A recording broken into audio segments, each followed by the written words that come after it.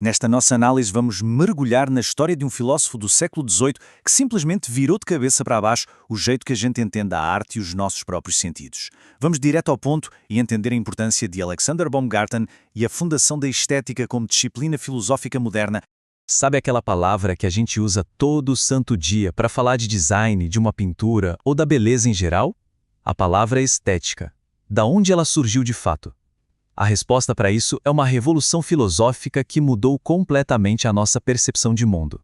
O nosso roteiro hoje é rápido e direto. Ponto 1, o nascimento da estética. 2, lógica versus os sentidos. 3, o poder da poesia. 4, o análogo da razão. E para fechar, 5, a perfeição da beleza. Vamos lá? Seção 1, o nascimento da estética, uma revolução filosófica. Toda essa história gira em torno de Alexander Baumgarten. Para dar um pouco de contexto, ele ficou órfão aos 8 anos e cresceu num ambiente extremamente rígido na Alemanha. Mas ele usou olhar muito além daquele intelectualismo engessado da época. Em 1735, ele lança a sua tese, As Meditações, e é aí que ele inventa o termo estética. O pensamento dele vai ganhando corpo, ele publica a Metafísica em 1739 e finalmente lança o primeiro volume da sua obra-prima, A Estética, em 1750. E olha só que sacada interessante. Para criar essa nova ciência, lá em 1735, o Baumgarten foi buscar referências na Antiguidade Clássica. Ele escreveu o seguinte: os filósofos gregos e os padres da igreja sempre distinguiram cuidadosamente entre aisteta e noeta. E é exatamente aqui que a mágica acontece. Olha a diferença. De um lado, a gente tem os noeta, que são os objetos do pensamento, governados pela lógica pura. Do outro lado, os aisteta, os objetos dos sentidos. O argumento brilhante dele foi dizer que as nossas experiências sensoriais não são só um conhecimento de segunda categoria. Não, elas merecem uma ciência própria totalmente independente da lógica. Seção 2. Lógica versus sentidos. Redefinindo a clareza. Naquele tempo, a academia achava que os sentidos eram só uma versão bagunçada e inferior da razão. Mas o Baumgarten fez um contraste incrível. A ciência busca o que ele chamou de clareza intensiva. Ou seja, ela tenta separar e definir poucas ideias com precisão cirúrgica. Já a poesia e a arte buscam a clareza extensiva. O objetivo não é separar nada, mas sim empacotar um monte de imagens densas e vívidas ao mesmo tempo. Ele literalmente pegou o que a ciência achava que era um defeito, que é ter muita ideia misturada, e transformou isso na virtude máxima da arte. O que nos leva à definição dele do que é um poema. Para ele, um poema é um discurso sensível perfeito.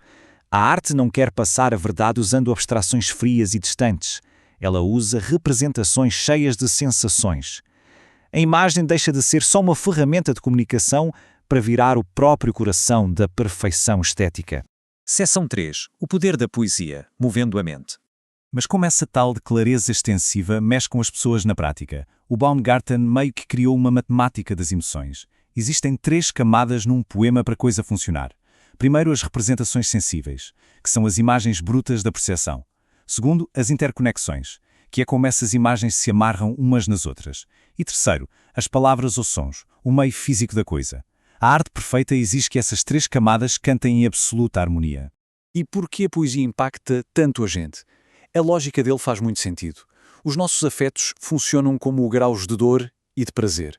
Quando a gente tem imagens mais densas e vívidas, a gente recebe uma enxurrada de informações sobre o que é bom ou ruim. Ou seja, mais informação sensorial gera um gatilho emocional muito mais forte. Despertar emoções intensas não é um acidente de percurso, é o objetivo fundamental da poesia.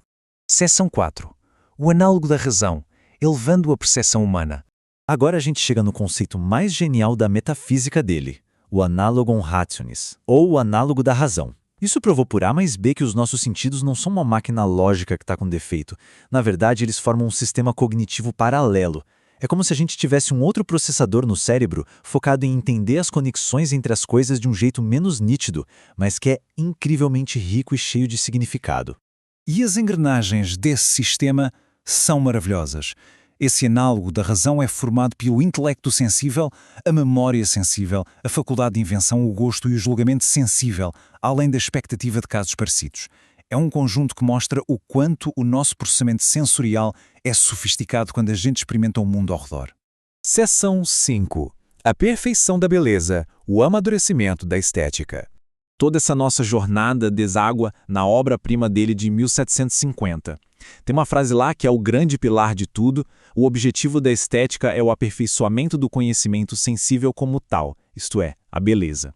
O detalhe é que muda tudo. A beleza não é só você olhar para um objeto perfeito e reconhecer isso com a razão. A beleza é a perfeição da nossa própria experiência sensorial enquanto a gente vivencia aquilo. Na vida real, isso cria 3 fontes de beleza numa obra de arte. A primeira é a harmonia dos pensamentos, que é o conteúdo puro. A segunda é a harmonia da ordem, como esse conteúdo está organizado. E a terceira é a harmonia dos signos, que é como o meio físico se encaixa nesse conteúdo e nessa ordem. Basicamente, é a forma e o conteúdo se abraçando para dar aquele prazer profundo ao nosso análogo da razão. Para conseguir medir essa beleza toda, ele montou uma espécie de checklist de perfeições sensoriais. A gente tem a riqueza, a magnitude, a verdade, a clareza e a vivacidade. E um detalhe muito bacana que ele adicionou foi a dignidade moral. Uma obra não precisa só disso para ser bela, mas quando ela carrega a dignidade moral, a magnitude estética dela é amplificada de um jeito gigantesco. Bom, chegamos ao fim da nossa exploração. O impacto dessas ideias do Baumgarten continua vivo até hoje no jeito que a gente consome e analisa a arte. Fica então uma provocação final. Da próxima vez que um poema, um filme ou uma música causar aquele arrepio, aquela emoção forte, é a lógica pura falando ou é a inegável e rica clareza extensiva dos sentidos?